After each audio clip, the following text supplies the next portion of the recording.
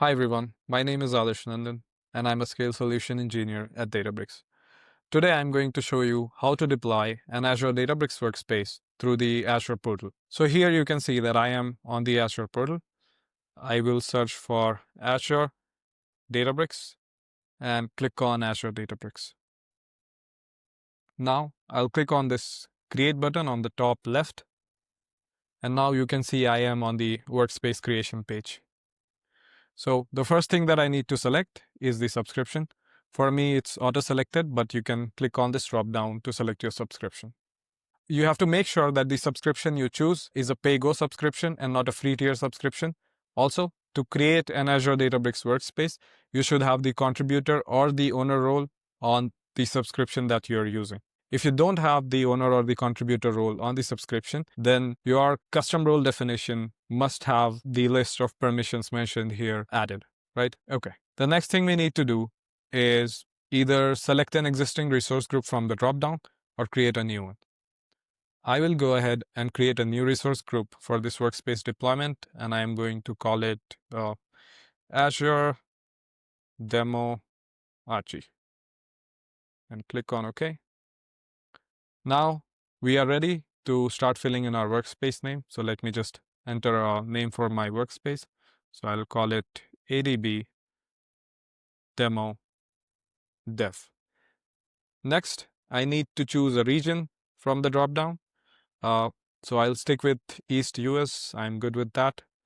And to make sure you get access to all the Databricks features, make sure you go with the premium pricing tier. On the workspace type, there are two options, hybrid and serverless. Hybrid workspaces offer both classic compute as well as serverless compute options. This also means that there are a few resources deployed by Databricks in your Azure account to support this workspace setup. Whereas for the serverless workspace, it supports only serverless compute options, and it comes with a Databricks managed default storage, meaning you can start creating managed tables and volumes even without connecting your storage account to Databricks. For this video, we will stick with the hybrid deployment type and move ahead. The managed resource group name is an optional field that you could leave empty if you like, but I'll just add a name for the managed resource group name as well. I'll call it adb-demo-dev-managed-rg, right? So as I mentioned, right, for the hybrid workspace, there are a few resources deployed in your Azure account.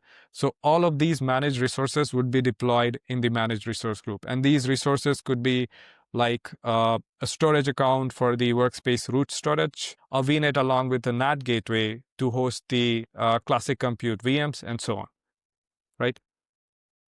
Okay.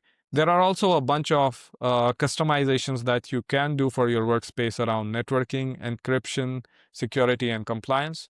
You could also add custom tags for your workspace, which is considered as a good practice. But for this video, I'm going to skip that and just go for review and create.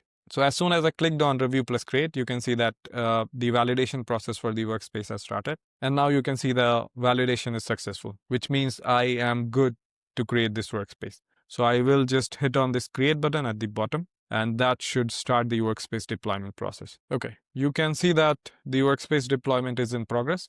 This can take a few minutes to complete, so we'll just wait. Okay, so now you can see that the workspace deployment is complete, and I'll hit on go to resource. And here on the Databricks Workspace page, I will click on Launch Workspace to launch my workspace. Great.